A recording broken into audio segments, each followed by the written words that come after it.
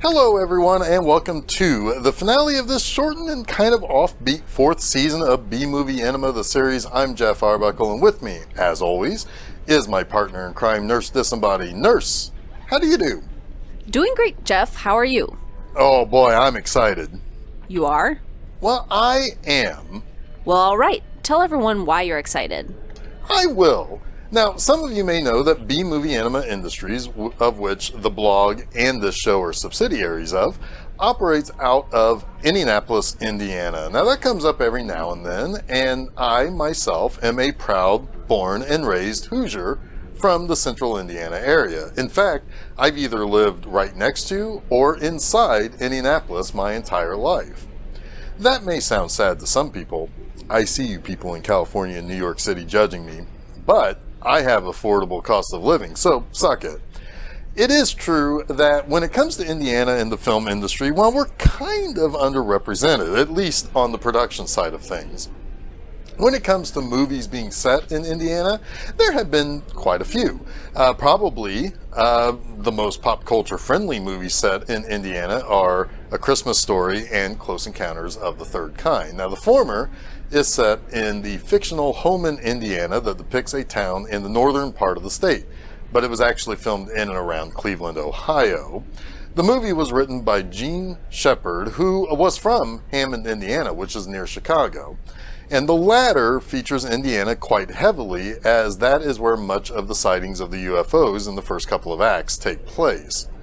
On TV, Indiana is much more represented, at least in a few ways. Now, the original One Day at a Time took place in Indianapolis.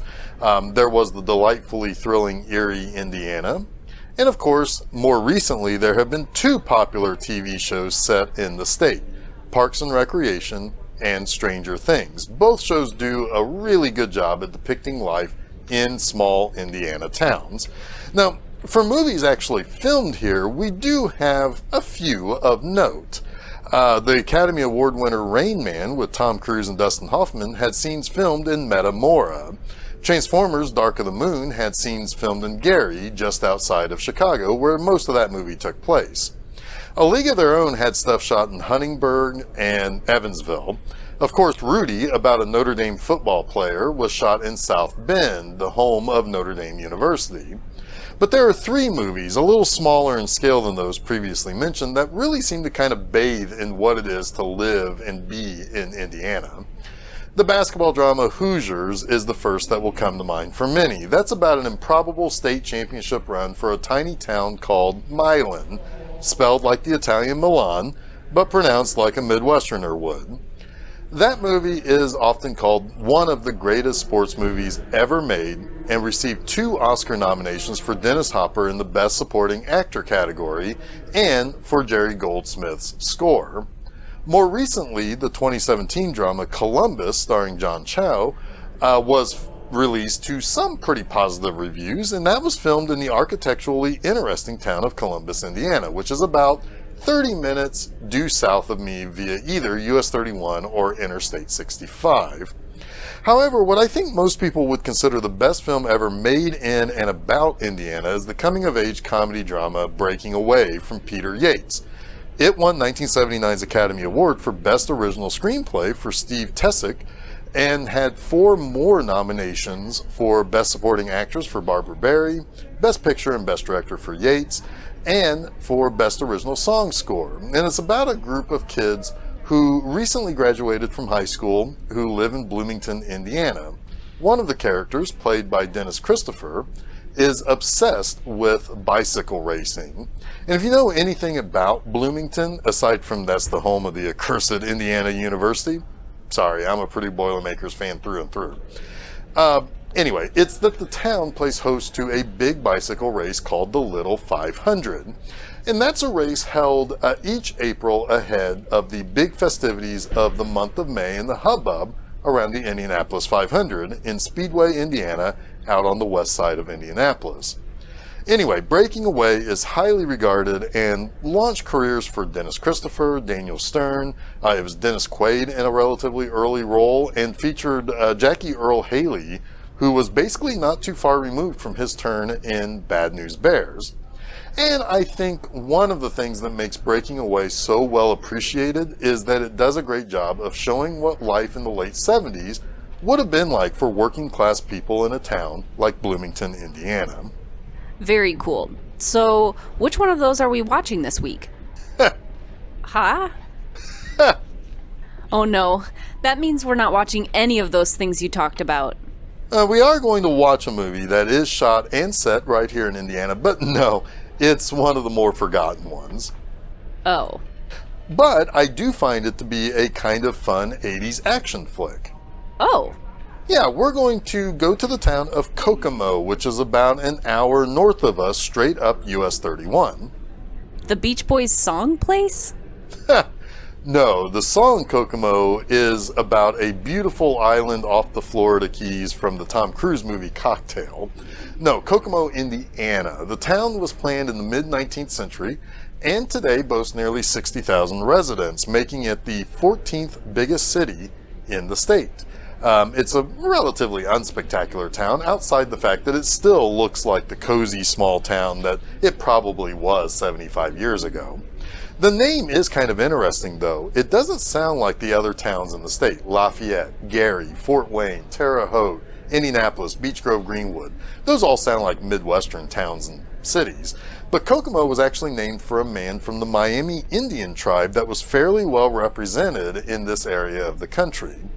David Foster founded the city of Kokomo, and he called it the orneriest town on earth. So he named it after the orneriest Indian on earth, Ma Kokomo, or Kokomah. His name is pronounced in multiple ways. Now, there are all sorts of folktales about David Foster and his dealings with the Miami of northern Indiana and the identification of the bones of a very tall Native American that may or may not have belonged to Chief Kokomo. So in this town, named for this honorary man, we have this movie that we are going to watch, Terror Squad. Now, Terror Squad is kind of a somewhat run-of-the-mill 80s action movie about terrorists taking over a town in middle America. Think Red Dawn, but less the Russians coming in and invading America, and more like Libyans coming to this town to mess up a fictional nuclear power plant in Howard County, Indiana. Ooh, sounds exciting. It is a fun movie, to be sure. Now, part of the reason why it's a fun movie is due to its structure. This is a 92-minute movie made by Peter Maris and written by Chuck Rose from a story by Mark Verheiden and starring Chuck Connors. And I'll definitely talk about Chuck Connors a little bit later on. But the structure of this movie will mean that we have to do the structure of our usual format a little bit differently, too. There is a 3-act layout like many other movies and such, but being that this is a 90-minute movie, you would think that the acts would be cut into 3 30-minute portions, right? I don't see it that way, and that's because this movie is kind of known for there being a 30-minute car chase through Kokomo and the surrounding area in Howard County. That sequence starts around the 14th minute of the movie and goes to the halfway point of the film. So we're going to get things started, but we'll be back in about 14 minutes and talk a little more before we get into that action sequence that I do not want to interrupt. So, Nurse, are you ready to have your socks knocked off by the pure velocity and action of Terror Squad set right here in Indiana? I'm not wearing socks today. Oh. I mean, you bet. Let's blow those bad boys right off. Now, first of all, armpit farting was something I excelled at, and I achieved the status of biggest asshole in Indiana far before the age of 17. I know. It's something you are extremely proud of. Oh, you bet your knockers I am. Also, how about that dorky kid with the portable TV absolutely glued to it by the sexy aerobics girls? Who wouldn't be? Who wouldn't want babes in sweaty leotards on their TVs 24/7? I know. So look, I know we don't normally break into a movie after only 13 or 14 minutes, but this movie is fascinatingly constructed, as I mentioned earlier. But I do want to give some contextual background for how a movie like this could exist. I mean, the answer is 80s, right? I mean, pretty much. I grew up in the 80s. There was this unusually high amount of kind of conservative patriotism. I remember as a kid, there was this kind of high-strung sense of, you better be a good American because at any minute the bad guys could come in and kill your pets and probably do unspeakable things to your mom and worse things to your apple pies. Now, I don't think people truly understand how warm the Cold War was getting at that time. And what's worse, we had multiple bad guys that we were told not to trust. Sure, we had the Russians. They were our bad guys from the moment that we all defeated Nazi Germany. I mean, we just cannot do without having a villain to kind of feel superior or better than, am I right?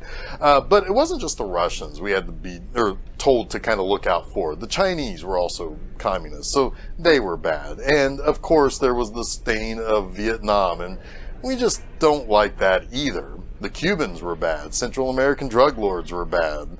The Japanese, why, what could they be doing that makes them the bad guys? Well, they give us awesome action movies like Godzilla. So what's their problem? Well, they were buying up everything around cities and making things better than the Americans were, especially in the fields of automobiles and other technological things. So, I mean, I guess they were the bad guys too. Sheesh. How'd you ever feel safe in the 80s with all these bad guys wanting to do bad things? It was tough, but we had movies. Now, here's the thing. The young will always kind of buck the system, right? They don't want to hear from the older generations about how we need to stand up straight or salute the flag or go off to military school. But movies can slip those messages in much easier. Now, with World War II movies kind of being passé and Nazis now being relegated to comic book style villains, we weren't getting our chest thumping from that. It was hard to see Vietnam movies as being particularly patriotic, as it portrayed the struggle and the really messed up nature of that war itself. Also, when it came to the Chinese, there was more than a decent % chance that you knew some Asian kids from China that you went to school with. But that's where the media would kind of swoop in and maybe inadvertently make an enemy out of Muslim folks. With terrorism on the rise due to Western involvement in the Middle East, news reports of people shouting anti-American chants and wearing turbans and what have you would fill the nightly news. And chief problem guy was Libya's Muammar Gaddafi. The Libyans were easy to point to as an improved villain because the US and our allies were in a struggle with Libya, and Gaddafi was most definitely a dictator who took power with a coup. So, bad guy. By the 80s, there were movies coming out of the woodwork from studios and smaller entities like Canon Films who were more than happy to capitalize on this new enemy because terrorism is scary, okay? Terror is the root word. Sure is. Now, in pop culture, outside of the news talking about Libya, it would be Back to the Future that would really, as far as I can remember in a wide-scale sort of way, make the Libyans a bad guy to fear in a movie. I mean, they're the guys who gunned down Doc Brown, and Marty has to, use the DeLorean to get back in time to the 50s. And just a few years later, in Terror Squad, who are our bad guys? The Libyans! That's right. So Terror Squad starring Chuck Connors in a script written by Chuck Rose with music by Chuck Serino. Geez, do you think they have enough Chucks working on this movie? No kidding. I mean, Terror Squad is trading off of a few things. The recent hubbub over Gaddafi as a bad guy from this country that we weren't friendly with, check. I think you mean Chuck. Yeah, I think you're right. So yeah, we have Gaddafi and Libya being bad guys, Chuck. We have the Libyans being portrayed as bad guys already as a precedent thanks to Back to the Future, Chuck. Red Dawn was an immensely popular country being invaded by bad guys movie so we can use that here again, Chuck. And sadly, Arab people as a whole were kind of an approved bad guy that the audience could get behind rooting against, Chuck. And the movie takes place in a God-fearing part of Middle America. Chuck, Chuck, Chuck. And so, there we have it. This is easy peasy 80s action exploitation stuff. But why did we cut into this movie so quickly? Yes. So, to make this movie that much more of an action exploitation movie, this movie is basically broken into two parts. The first half, action and insanity that sets up the bad guys doing bad things. And the second half, where our heroes have to defeat said bad guys. Now, the movie is famous for a 30-minute car chase that takes up the entirety of what I would really kind of call the second act. In fact, it would be much easier to piece together pretty much everything from when the Libyans crossed the US-Canadian border at the 7-minute mark until the roughly 45-minute mark, when you'll see a cop car explode, as a single action sequence that builds and builds and builds, because we know that those bad guy Libyans are going to end up in that school with those kids that the movie is making sure that we introduce quite significantly in these first 10 minutes of the movie. But without further ado, we need to get into that car chase. So, nurse, you put on some socks? I sure did. All right, so they're about to get knocked off big time. Sock it to me, Terror Squad. So, how's that for exciting? It just never stopped. The chase just kept going and going. It sure did. So much indiscriminate killing. Oh, yeah. It didn't just knock my socks off, it went home and blew all the ones in the drawer out the window. You know, I couldn't imagine what it would have been like to live in and around Kokomo when they were filming this sequence. You've got police cars just screaming down the streets. You've got stunt cars with guys hanging out and firing off machine guns. You have explosions. You have cars on fire. It's insane. It's a madhouse. It really kind of is. Now, but there's the real neat thing about this movie. It's all handled really, really well. First, you get a shot of the cop cars barreling down one of the country roads, and it's this kind of narrow 2-lane county road with little leeway before you're in a field of corn. That's some pretty accurate shit. The cop cars and their license plates are accurate for Indiana as well. And it looks and feels like Indiana. The corn has not been completely cut down yet, but it's yellow, so it's probably late summer. So everything about how this movie looks is what I know of being a Hoosier, and it's great. But do you know what's even more fantastic about this movie, nurse? I'm sorry. I'm still in awe of this 30-minute chase sequence. Well, as well you should be. What was it you were asking? No, you know what makes this sequence so good? Everything? Well, it's more than that. This is a movie with a bunch of action scenes being filmed in a part of not just the country, but of Indiana that probably doesn't get too many exciting things happening, let alone a movie being made. So you'd think that there would be more extras or people just kind of looming around gawking at what's happening around town, but not really. You do see some people sitting around the front yards in a couple of shots. But to be honest with you, that's not too out of the ordinary for people to do on a Midwestern summer day. But what you don't see are extra people hiding along the sides of the road trying to catch glimpses and watch the stuff that happens. So good job, Kokomo. That old man, he got hit by the terrorists. Oh yeah, he and his groceries flew one way and his cane went the other. But then the hero ran over him too. Yep. He didn't even stop or seem to care. Nope. They just sprayed bullets all over downtown Kokomo and kids died. That guy on the motorcycle was lit on fire. So many people died horribly. They sure did. Now, so our hero in this, of course, is Chuck Connors. He's best known as Lucas McCain in 5 seasons and 168 episodes of The Rifleman. I always love the opening of that show when we see Lucas just blasting away on his custom Winchester rifle before we see his face, and that face he's making is telling us that we're probably next if we're not careful. But interestingly, Lucas McCain's character served in an Indiana infantry unit during the Civil War. So that backstory of that character is a nice little connection to Terror Squad being filmed here in Indiana. But before becoming an actor, Connors played a couple of seasons in Major League Baseball with the Brooklyn Dodgers and the Chicago Cubs. He also played 3 seasons with the Boston Celtics in the NBA as well. Now, there's a player from the Indiana Pacers who was named after Chuck Connors, and that was Chuck Connors Person. Now, Person was kind of a local hero of sorts here in Indiana when the Pacers kind of started getting more consistently good in the late 80s and early 90s.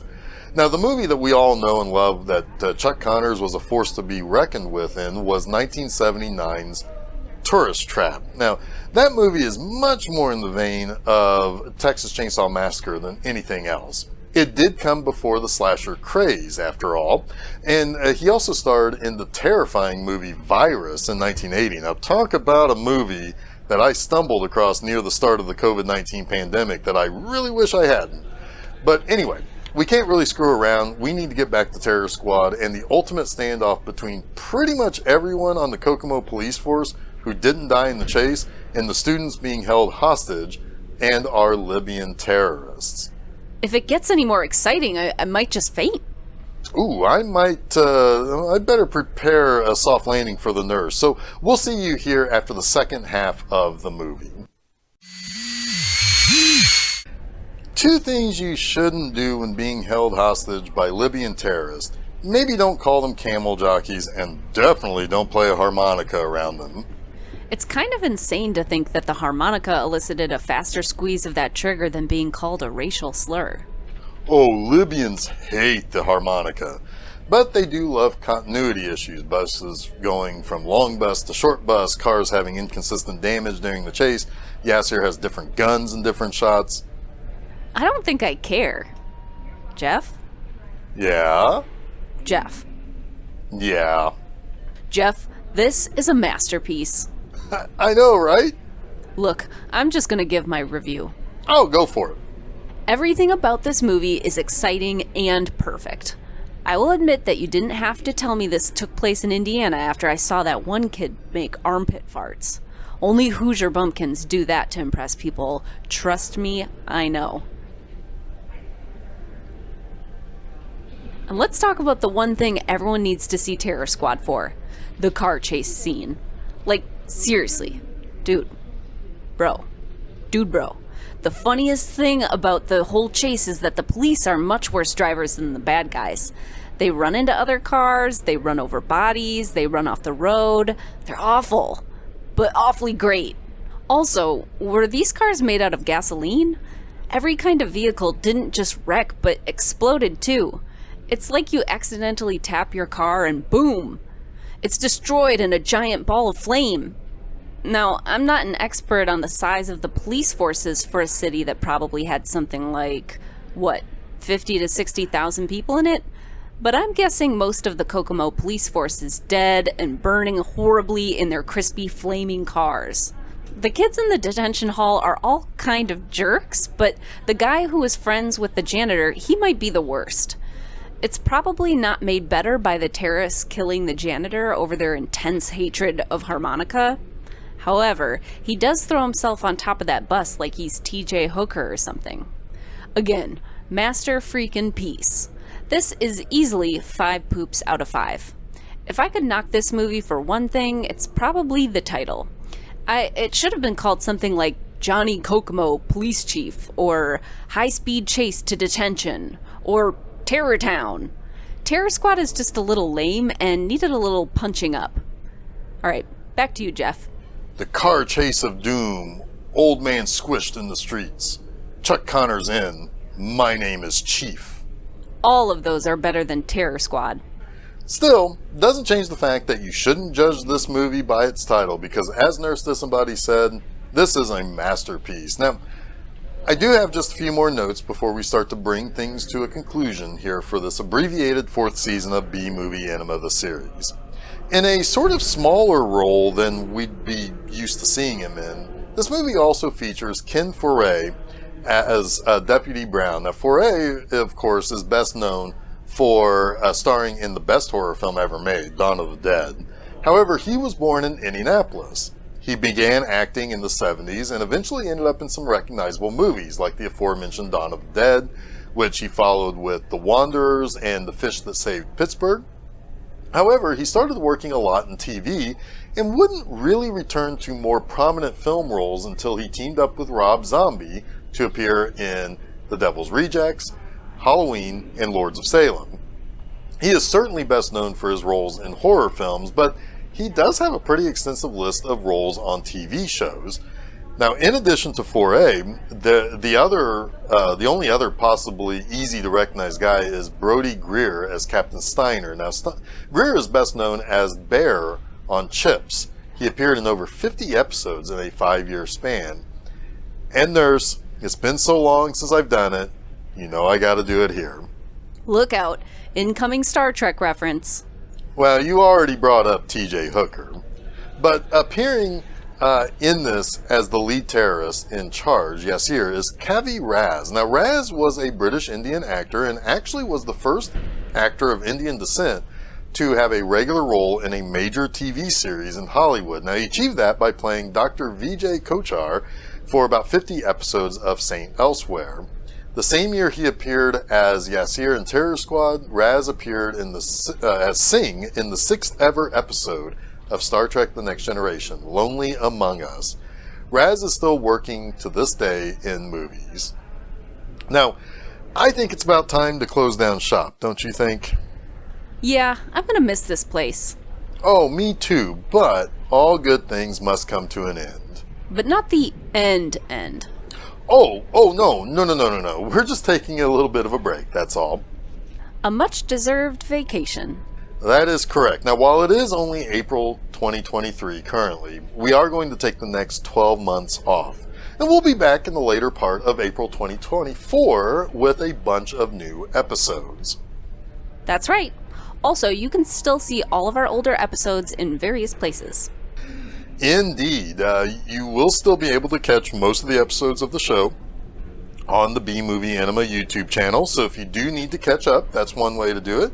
But all our episodes are already on the B-Movie Enema Vimeo page, as well as our own Roku channel where it is available for you in your region. So just sign in to Roku, go to the channel store, and search for B-Movie Enema. Of course, you can also just go to the website bmovieenema.com, where the episodes are there, and you can still read new reviews every Friday morning on the site. And if you do have a Roku and already have the OtherWorlds TV app, we play with the other movie hosts each weekend. So check the listings that appear in between movies or as you open the app. If you have joined the OtherWorlds TV Patreon, you will have access to the OtherWorlds TV Vault, where all 52 episodes of this show can be found in the hosts section. But we're coming back. We just need a break and a little bit of time to put that stuff together for all you lovely viewers. So, in advance, since we'll be gone for the next year, allow me to wish everyone a happy Memorial Day. Happy Independence Day to both Canada and the United States. Happy Labor Day. Happy Turkey Day. Happy holidays, happy Valentine's Day, and happy St. Patrick's Day. Happy every day.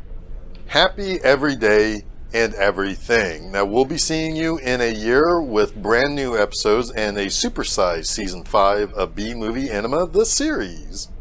Ta-ta for now.